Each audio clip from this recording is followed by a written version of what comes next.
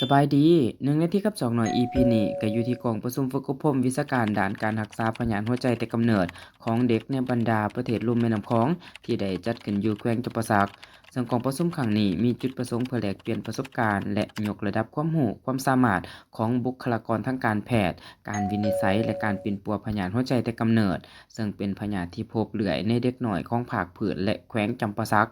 ผู้เชี่ยวชาญด้านหัวใจจากประเทศจีนได้มาร่วมถ่ายทอดความรู้เกี่ยวกับเทคนิคการสอกหาเด็กน้อยผู้ป่วย การผ่าตัด การดูแลหลังการผ่าตัด รวมทั้งการนำใส่เครื่องมือทางการแพทย์ที่ทันสมัยพร้อมทั้งปิ่นปัวฟรีกรณีพบเด็กน้อยที่เป็นผู้ป่วยเกี่ยวกับโรคหัวใจ โครงการนี้จะช่วยเพิ่มโอกาสในการช่วยชีวิตเด็กน้อยนับพันคนที่เป็นพยาธิโรคหัวใจแต่กำเนิดในภาคพื้นลุ่มแม่น้ำคองและแขวงจำปาสัก ได้สร้างเครือข่ายร่วมมือด้านสาธารณสุขระหว่างประเทศจีนลาวโดยเฉพาะแขวงจำปาสักนั่นเอง